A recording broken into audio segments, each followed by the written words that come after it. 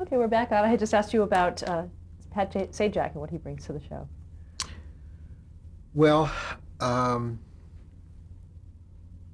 well, people often wonder what would the show be like without Pat Sajak, and I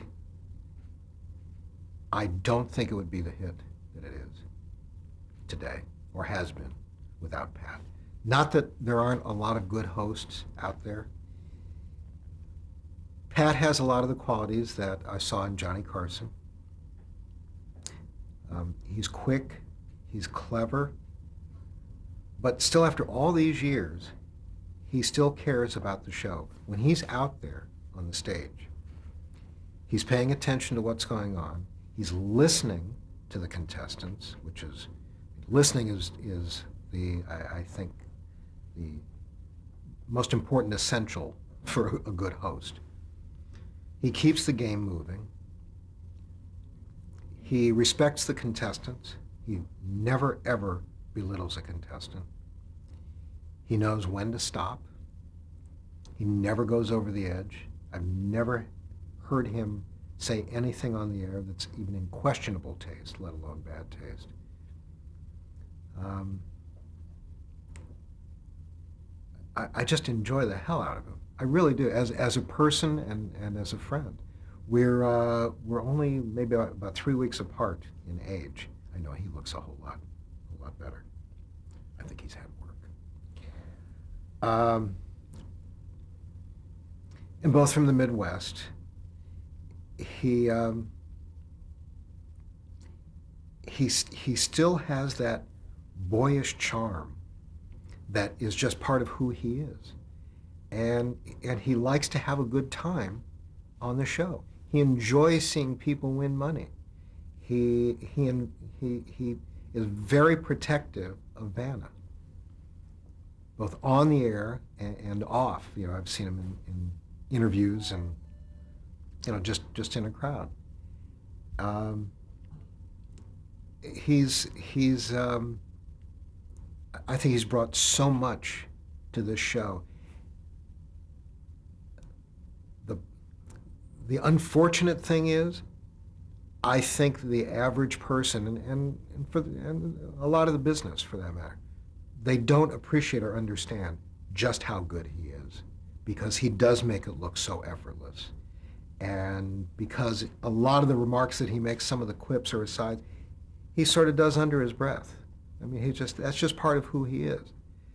He's witty, and I know that he's always been described that way, and that kind of gets him sometimes.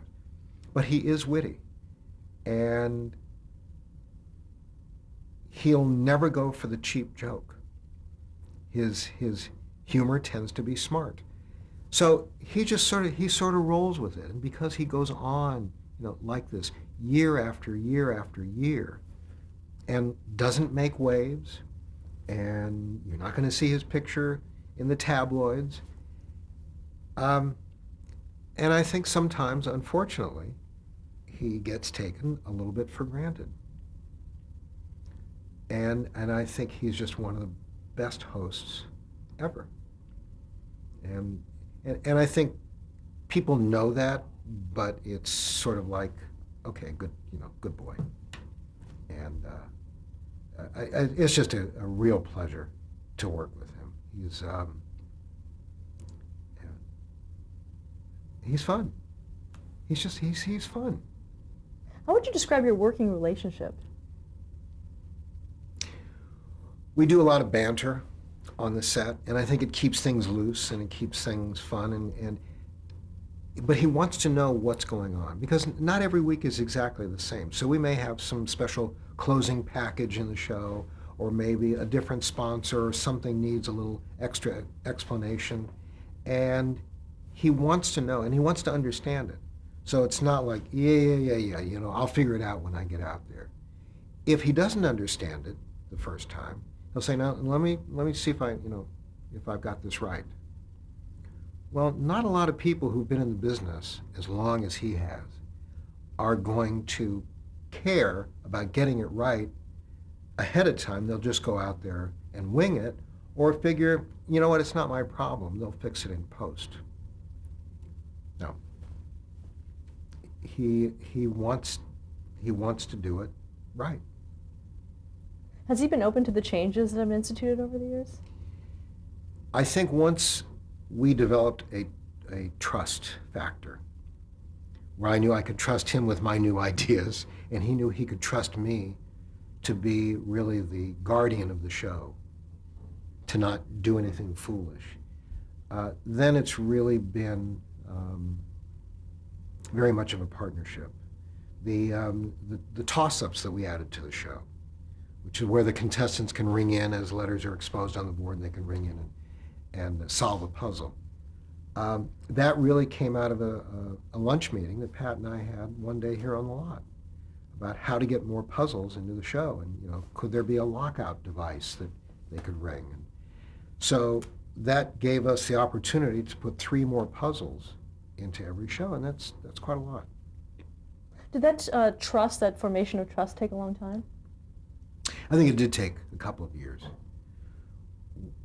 I think at the point when Pat came to the realization that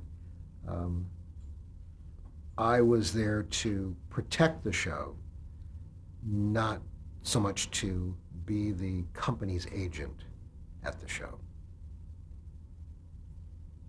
Did people feel that their jobs were at risk when you came in? Is that part of it? Or? Oh, I'm sure they did. I'm sure they felt that, there's a new sheriff in town and came in and, oh gosh, the jobs were, heads were going to roll. As it turned out, the loss of staff, however minimal it was, turned out to be almost self-selecting. And by that I mean that people who were sort of coasting knew they couldn't coast anymore, and they went away. Let's talk about Vanna White. Yes. Describe her personally and professionally. There's a reason America loves Vanna White. And I know she's gotten some knocks over the year about, oh my God, she gets paid so much money for doing so little, and she doesn't have much to say. Well, she has been America's sweetheart for a long time for a very good reason. That's because who you see on the air is who she is. She's approachable, she's friendly, she's warm, she cares about the show. When we go into a crowd of people, we might be out on a prize shoot or something, and people come up, hey Vanna, can I have your autograph? Can I have my picture taken with you? Even after all this time, she still is very, very, very accommodating. Both Pat and Vanna will submit puzzles for the show. And we use a lot of the puzzles that come from them. So I find it remarkable that after 25 years, here are 2 people who really could just come in and basically walk through it, who are still engaged and involved and who care about the show. And she just,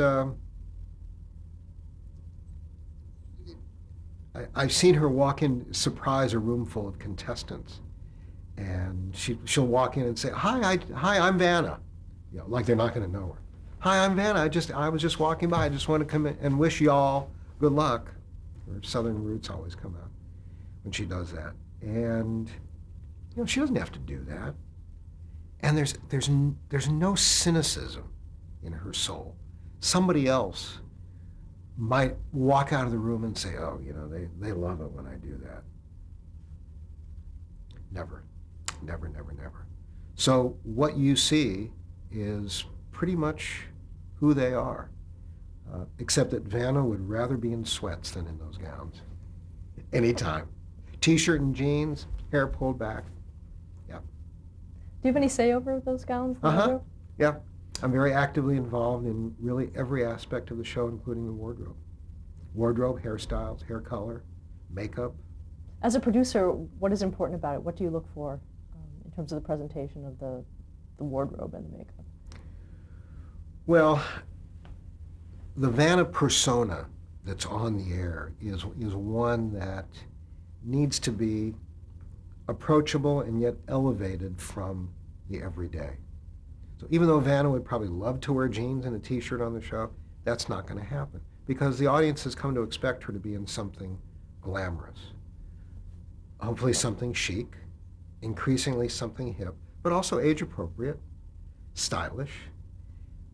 There's a certain part of the audience that I know, especially among our female viewers, that are going to see Vanna in just a killer dress like she would have worn. We just finished in New York, and she had a whole week of wardrobe from Nicole Miller. These are great, great, great outfits. And so some of the women at home are going to say, wow, that really looks great. Doesn't she look terrific? And the others are going to go, I hate her. I hate her. She's a size 4, and I'll never be a size 4. Never was, and never will be again. And I hate her for that, but boy, doesn't she look terrific. So there is that fine line that we need to walk. What accounts for the chemistry between Pat and Vanna on the show?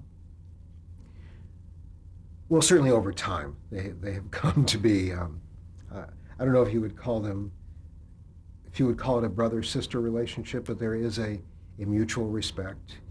And Pat really is like a big brother in many ways. He's very protective and will never say or do anything to make her look bad. And he doesn't mind setting himself up to be the butt of her joke, letting her get the laugh. I think that's generous. And from a producer standpoint, what is your role in that, in protecting the both of them? Well, they're pretty good at protecting themselves. They know exactly who they are. They know their place in television history. I think there are some days where they really can't quite still believe it, which I find endearing. Like Vanna walking into a room of contestants and introducing herself. Hi, I'm Vanna. But a lot of the banter that they have in the close of the show really comes naturally from the two of them. Sometimes we'll have something prepared that we want to do, but the rest of the time I just let them go with it. And then they'll talk about whatever comes to their mind. Talk a bit about announcer Charlie O'Donnell. Yes. Well, Charlie's a legend. I grew up watching Charlie when he was the announcer on the original American Bandstand for Dick Clark. So to get to work with people whom I've watched on TV, I watched as a teenager, is pretty special. And Charlie just loves the audience. He loves working the audience. The bigger, the better. He was in his glory in Radio City when we were there a little while ago. And he's got one of those great TV announcer voices that is so distinctive and so big that you can't ignore it. And while a lot of shows have tended to go with what they think is, the hip, young announcer voices, Charlie's part of the family. And Pat and Vanna are part of the family. The staff and the crew are part of the family. And I know it sounds corny, but that's really important to us. It's important to me, and I think it's important to all the people who are members of that family. We spend a lot of time together, so we know each other's traits and likes and dislikes and foibles and strengths and weaknesses, and you do become like a family. And Charlie is, well, he's not quite the patriarch of the family, but he is that presence, that steadying presence of, here's a guy who's been in the business practically since it began, and we respect him for that.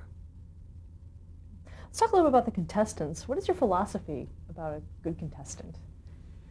A good contestant is one who really wants to be there, who really knows how to play the game, and as our contestant coordinators like to say, who have natural enthusiasm.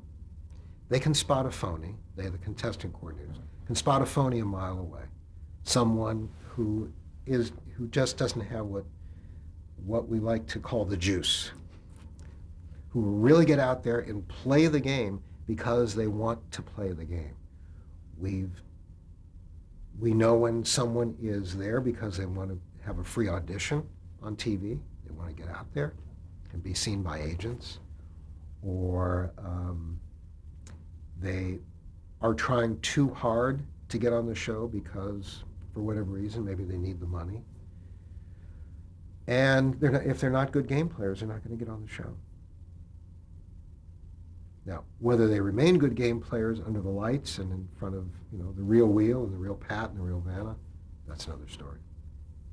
Do you have any say into who becomes a contestant? I do, but early on in my tenure, I spent a lot of time with the contestant department, which is basically the same since I joined the show. Really developing a process and a procedure that I wanted to have in place. And they're so good at what they do, our contestant coordinators. And so I rarely go on the contestant searches anymore, and because I trust them. They do an outstanding job. They rarely disappoint. Do any contestants come to mind for you that you just will never forget? I can't honestly say on Wheel that we've had those kinds of memorable contestants. Soon after I joined the show, we eliminated the 3-day appearance rule. So contestants are on the show for only 1 day. So unless they've done something really good or really bad, I'm probably not going to remember them individually. Why was it eliminated? Particularly in light of what you later did on Jeopardy. 2 reasons. We had a growing backlog of people who wanted to be on the show. And someone being on the show for 3 days, I found by the 3rd day, you just couldn't wait for them to leave. They just didn't wear well for 3 days. And there was nothing magic about that. And once we increased the available prize pool, we figured, you know what, one shot and you're out.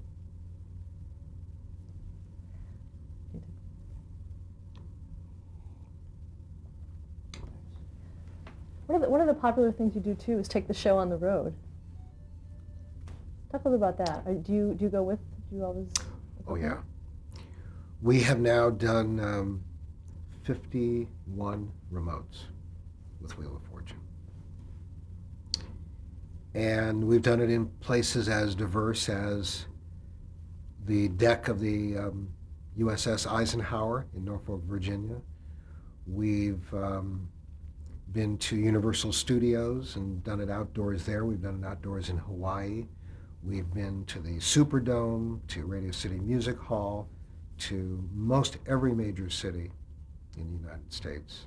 At least, most of the major cities. I would have some more than once, certainly. And it's an adventure. It is a real adventure because no 2 remotes are the same, no 2 venues are the same, no 2 cities are the same. It's expensive, but it's worth it because it's probably the only time when some of the people who come to those tapings will ever get a chance to see Wheel of Fortune in person. And for me, a defining moment in every remote is the first time I hear Charlie O'Donnell's big voice saying, "And now, ladies and gentlemen, here are the stars of America's game, Pat Sajak and Vanna White." And the crowd erupts into applause.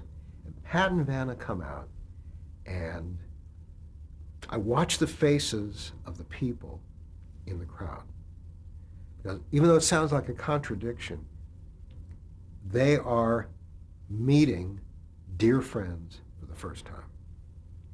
And the smiles on their faces, the affection that they have for Pat and Vanna is remarkable.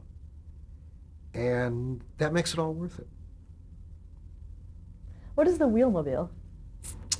The Wheelmobile is a Winnebago, and quite literally, it is a promotional vehicle that I came up with that goes to 20 to 22 cities a year and sets up kind of a stage show.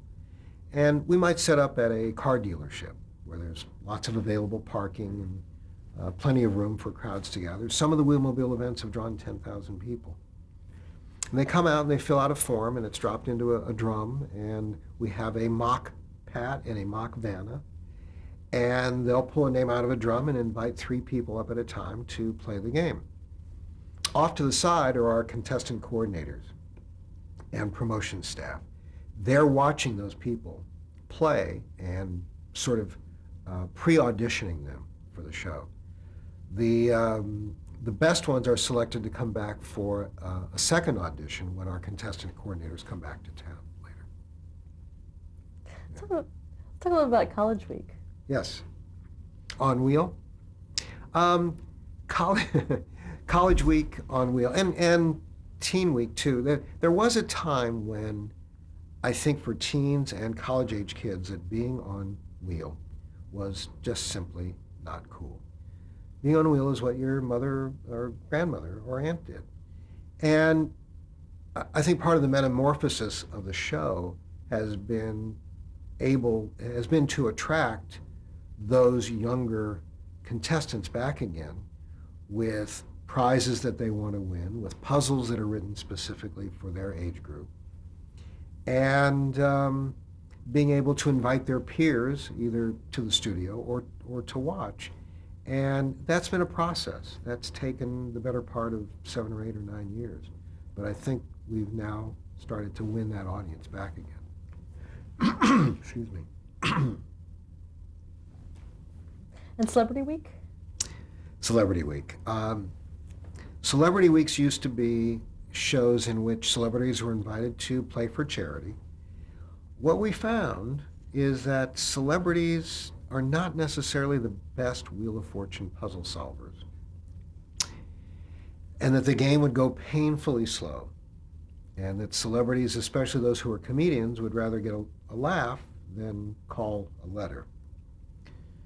So the audience started finding Celebrity Weeks just not very enjoyable. And about 1997 came up with a different idea, which sort of dovetailed into a relationship that we started with Players Inc., which is the marketing arm of the NFL Players Association.